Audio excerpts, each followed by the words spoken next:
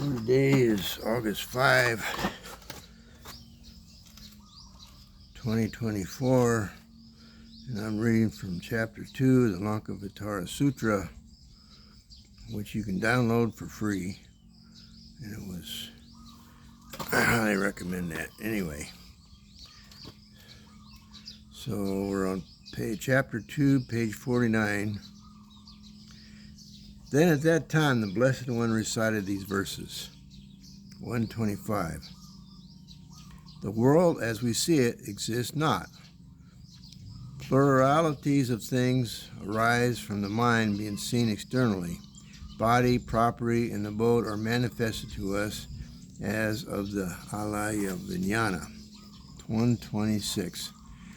The leaders talk about Citta, Manas, and Mano Vijnana, the triple Svabhava, and the five Dharmas, the twofold egolessness and purification. 127. Long and short, etc., exist mutually bound up. When existence is asserted, there is non-existence, and where non-existence is asserted, there is existence. 126. Analyzed down to the atoms, there is indeed no form to be discriminated as such. What can be established is the truth of mind only, which is not believed by those who cherish erroneous views. 129. This does not belong to the realm of the theoreticians nor that of the Sravaka. 155. The Buddhas disclose the way of self-realization. Roman numeral 14. At that time, again, Mahamati, the Bodhisattva, made a request to the Blessed One regarding the purification of the outflow which comes from recognizing an objective world which is of mind itself, saying, "How, O Blessed One, is the outflow purified that takes place from recognizing an external world which is of mind itself? Is the purification instantaneous or gradual?" Replied the Blessed One, "The outflow that takes place from recognizing an external world which is of mind itself is gradually purified and not instantaneously.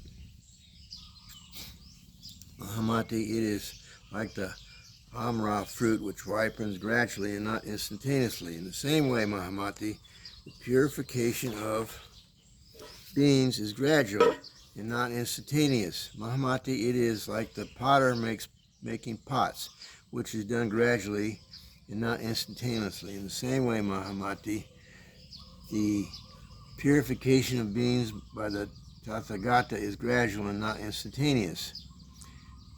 Mahamati, it is like grass, shrubs, herbs, and trees that grow up gradually from the earth and not instantaneously. In the same way, Mahamati, the purification by the Tathagata of beings is gradual and not instantaneous. Mahamati, it is like the mastery of comedy, dancing, singing, music, lute playing, writing, and other arts, which is gained gradually and not instantaneously. In the same way, Mahamati, the purification by the Tathagata of all beings is gradual and not instantaneous. Mahamati, it is like a mirror that indiscriminately and instantaneously reflecting in its forms and images. 56. In the same way, Mahamati, the purification of the Tathagata of all beings is instantaneous, who makes them free from discrimination and leads them to the state of imagelessness. Mahamati, it is like the sun or the moon revealing all forms instantaneously by illuminating them with its light. In the same way, Mahamati, the Tathagata is making all beings discard the habit energy which issues from the erroneous views they entertain in regard to the external world, which is of the mind. Instantaneously reveals to all beings the realm of unthinkable knowledge which belongs to the Buddhahood. It is like the alaya vijnana, making instantaneously a world of body, property, and abode, which is meant to be seen of mind itself. In the same way, Mahamati, the Nishyada Buddha, instantly maturing the mentality of beings, places them in the palatal abode of the Akanishta mansion, where they will become practitioners of various spiritual exercises. Mahamati, it is like the Dharmata Buddha shining forth instantaneously with the rays that issue from the Nishanda Nirmana Buddha. In the same way, Mahamati, the noble truth of self-realization, instantly shines out when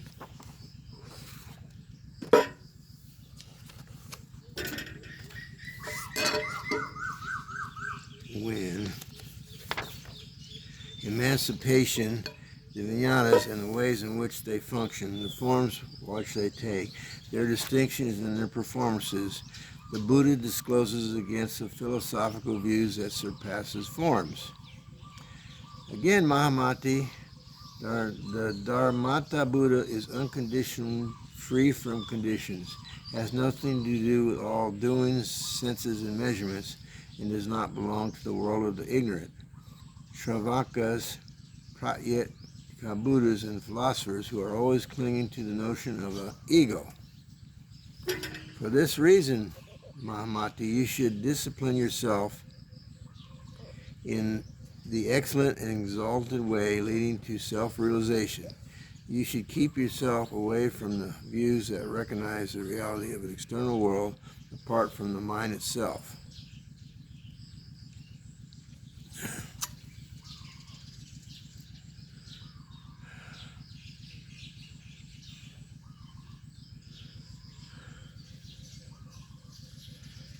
In Christianity, the state of sin is a state of being where you're separate from God.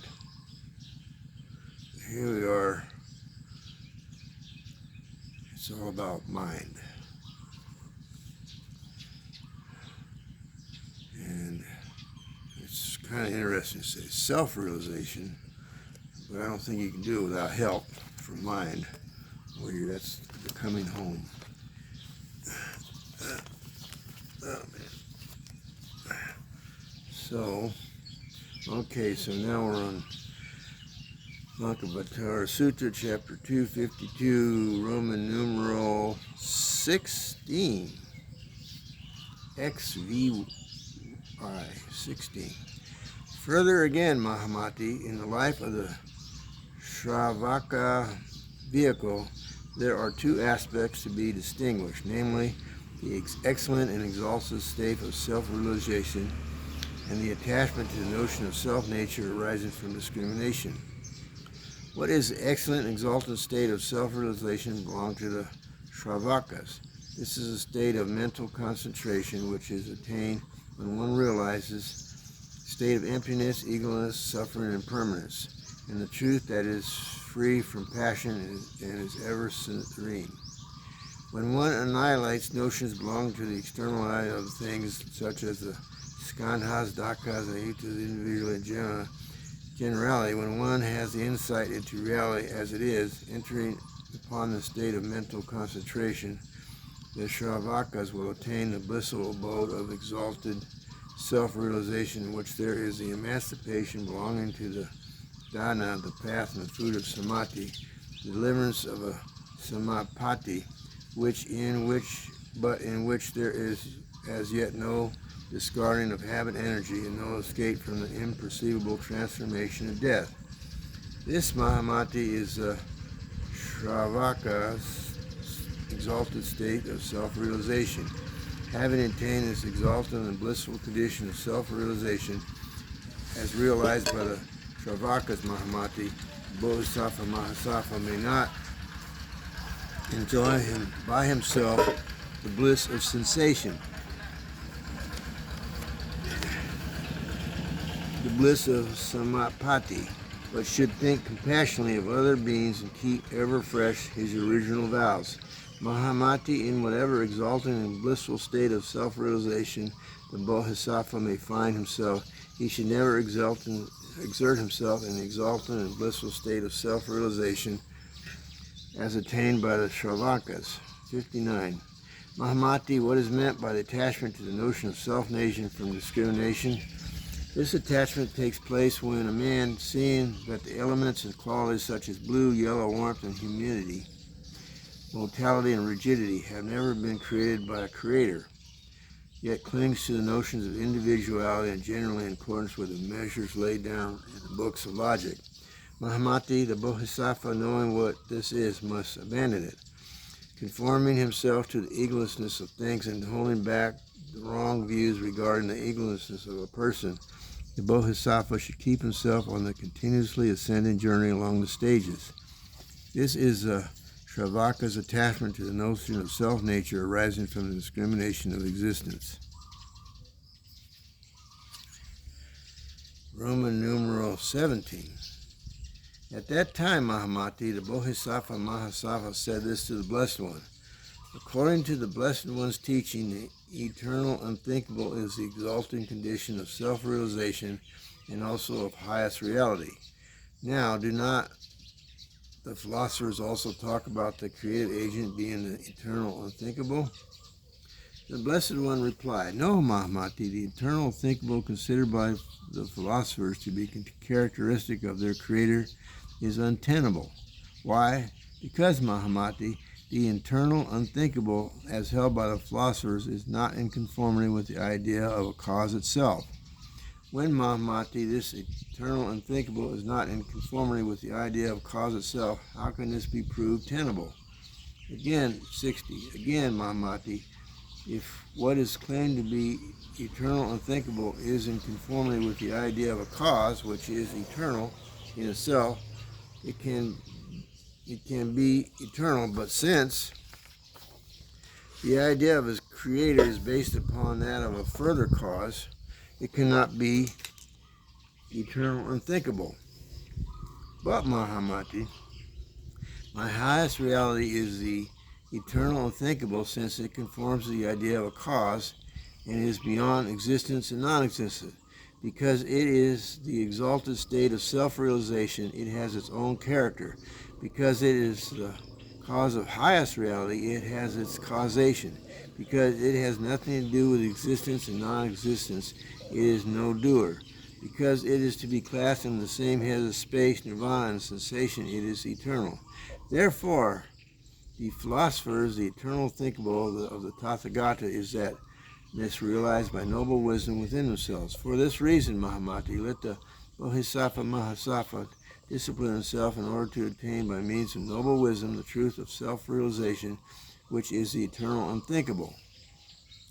Again, further, Mahamati, the eternal unthinkable of the philosopher is not characterized with eternity because it has a cause which is not eternal. What they regard as eternal is not eternal, as it is not characterized with the power that can create itself. If again, Mahamati, the philosophers that prove the eternality of their eternal unthinkable in contradiction to becoming and therefore non-eternity of things created, Mahamati, by the reasoning I can prove their eternity has no reason to be known as such just because things created are non-eternal owing to their becoming. If again, Mahamati, the eternal unthinkable of the philosophers is in conformity with the idea of a cause, what they regard as characteristic of a cause is a non-entity like the horns of a hare. And Mahamati, their eternal unthinkable is no more than a verbal discrimination in which, Mahamati, the philosopher's fault consists. Why? Because, Mahamati, mere verbal discriminations are indeed the hare's horn on account of their having no characteristic of a self-cause. Mahamati, moreover, my eternal unthinkable is really eternal because it defines its cause in the exhausted state of self-realization and because it has nothing to do with the creator, with being and non-being. Its eternity is not derived from the reasoning which is based upon the external notion of being and non-being, of eternity and non-eternity. If the eternal unthinkable is eternal in consideration of the non-existence and eternity of external things, we can say of this kind of the eternal unthinkable that the philosophers do not know what is meant by characteristically self-cause. As they are outside the state of self-realization attained by noble wisdom, Mahamati, their discourse is not to the point.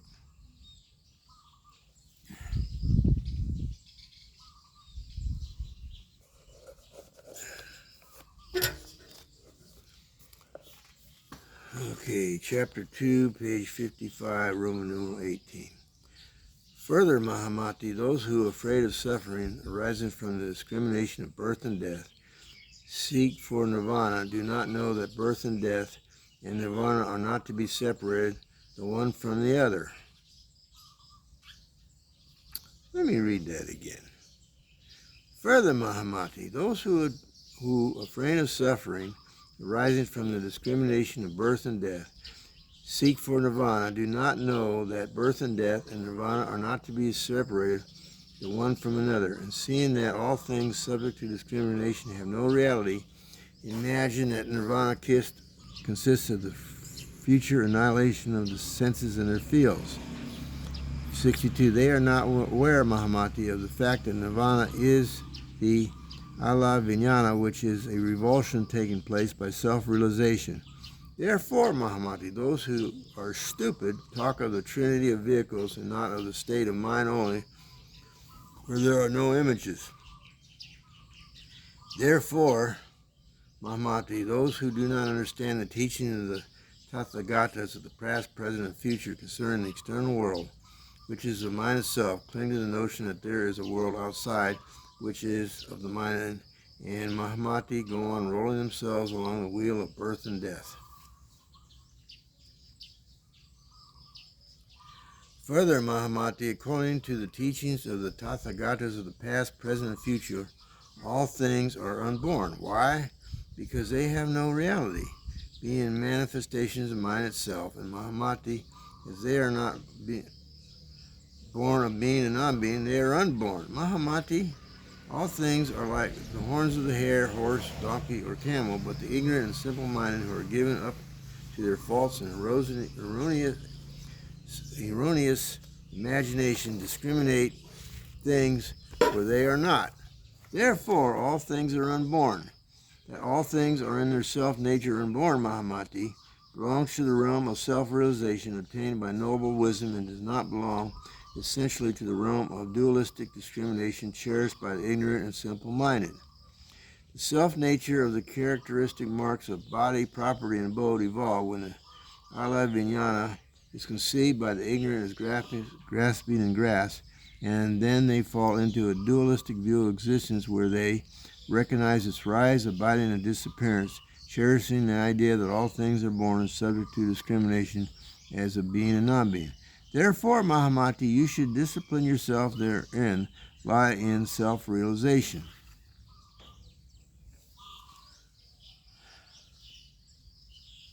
Let's see, can I...